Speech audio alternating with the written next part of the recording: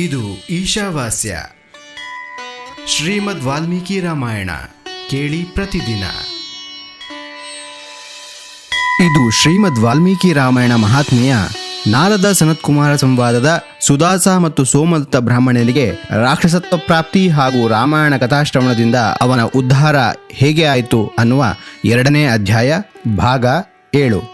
ಆಗ ರಾಕ್ಷಸ ಮುಖದಿಂದ ರಾಮಾಯಣದ ಪರಿಚಯ ಹಾಗೂ ಶ್ರೀರಾಮನ ಉತ್ತಮ ಮಹಾತ್ಮೆಯ ವರ್ಣನೆಯನ್ನು ಕೇಳಿ ದ್ವಿಜಶ್ರೇಷ್ಠ ಗರ್ಗರು ಆಶ್ಚರ್ಯಚಕಿತರಾದರು.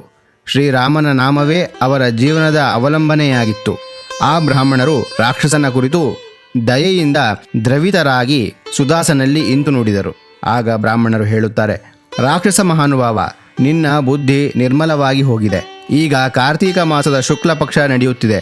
ಇದರಲ್ಲಿ ರಾಮಾಯಣ ಕಥೆ ಕೇಳು. ರಾಮಭಕ್ತಿ ಪರಾಯಣ ರಾಕ್ಷಸನೇ, ನೀನು ಶ್ರೀರಾಮಚಂದ್ರನ ಮಹಾತ್ಮೆಯನ್ನು ಶ್ರವಣಿಸು.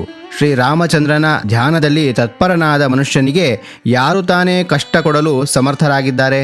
ಎಲ್ಲಿ ಶ್ರೀರಾಮನ ಭಕ್ತನಿರುವನೋ ಅಲ್ಲಿ ಬ್ರಹ್ಮ, ವಿಷ್ಣು, ಶಿವ ವಿರಾಜಮಾನರಾಗುತ್ತಾರೆ. ಅಲ್ಲೇ ದೇವತೆಗಳು, ಸಿದ್ಧರು ಹಾಗೂ ರಾಮಾಯಣವನ್ನು ಆಶ್ರಯಿಸಿದ ಮನುಷ್ಯರು ಇರುತ್ತಾರೆ. ಆದ್ದರಿಂದ ಈ ಕಾರ್ತೀಕ ಶುಕ್ಲ ಪಕ್ಷದಲ್ಲಿ ನೀನು ರಾಮಾಯಣದ ಕಥೆ ಕೇಳು. 9 ದಿನ ಈ ಕಥೆಯನ್ನು ಕೇಳುವ ವಿಧಾನವಿದೆ. ಅದಕ್ಕೆ ನೀನು ಸದಾ ಎಚ್ಚರವಾಗಿರು. ಹೀಗೆ ಹೇಳಿ ಗರ್ಗಮುನಿಗಳು ಅವನಿಗೆ ರಾಮಾಯಣದ ಕಥೆಯನ್ನು ಹೇಳಿದರು.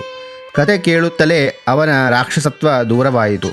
ರಾಕ್ಷಸ ಭಾವವನ್ನು ತ್ಯಜಿಸಿ ಅವನು ದೇವತೆಯಂತೆ ಸುಂದರನೂ, ಕೋಟಿ ಸೂರ್ಯರಂತೆ ತೇಜಸ್ವಿಯೂ, ಭಗವಾನ್ ನಾರಾಯಣನಂತೆ ಕಾಂತಿಯುಕ್ತನೂ ಆದನು. ತನ್ನ 4 ಭುಜಗಳಲ್ಲಿ ಶಂಖ, ಚಕ್ರ, ಗದಾ, ಪದ್ಮ ಧರಿಸಿ ಅವನು ಶ್ರೀಹರಿಯ ವೈಕುಂಠಧಾಮಕ್ಕೆ ತೆರಳಿದ್ದನು. ಬ್ರಾಹ್ಮಣ ಗರ್ಗಮುನಿಯನ್ನು ಭೂರಿ ಭೂರಿ ಪ್ರಶಂಸಿಸುತ್ತಾ ಅವನು ಭಗವಂತನ ಉತ್ತಮ ಧಾಮಕ್ಕೆ ನಡೆದನು. ಆಗ ನಾರದರು ಹೇಳುತ್ತಾರೆ, ವಿಪ್ರೋತ್ತಮರೇ, ಆದ್ದರಿಂದ ನೀವು ಕೂಡ ರಾಮಾಯಣದ ಅಮೃತಮಯ ಕಥೆಯನ್ನು ಕೇಳಿರಿ. ಇದರ ಶ್ರವಣದ ಮಹಿಮೆ ಯಾವಾಗಲೂ ಇದೆ, ಆದರೆ ಕಾರ್ತೀಕ ಮಾಸದಲ್ಲಿ ವಿಶೇಷವಾಗಿ ಹೇಳಲಾಗಿದೆ. ರಾಮಾಯಣದ ನಾಮವನ್ನು ಸ್ಮರಿಸುವುದರಿಂದಲೇ ಮನುಷ್ಯನ ಕೋಟಿ ಪಾಪಗಳಿಂದ ಹಾಗೂ ಸಮಸ್ತ ಪಾಪಗಳಿಂದ ಮುಕ್ತನಾಗಿ ಪರಮಗತಿಯನ್ನು ಪಡೆದುಕೊಳ್ಳುವನು. ಮನುಷ್ಯನು ರಾಮಾಯಣ ಈ ನಾಮವನ್ನು ಒಮ್ಮೆಯಾದರೂ ಜಪಿಸಿದರೆ ಅವನು ಸಮಸ್ತ ಪಾಪಗಳಿಂದ ಮುಕ್ತನಾಗುತ್ತಾನೆ. ಅಂತ್ಯದಲ್ಲಿ ಭಗವಾನ್ ವಿಷ್ಣುವಿನ ಲೋಕಕ್ಕೆ ತೆರಳುವನು. ಭಕ್ತಿ ಭಾವದಿಂದ ರಾಮಾಯಣ ಕಥೆಯನ್ನು ಓದಿದವನಿಗೆ, ಕೇಳಿದವನಿಗೆ ಗಂಗಾ ಸ್ನಾನಕ್ಕಿಂತ 100 ಪಟ್ಟು ಪುಣ್ಯಫಲ ದೊರೆಯುತ್ತದೆ.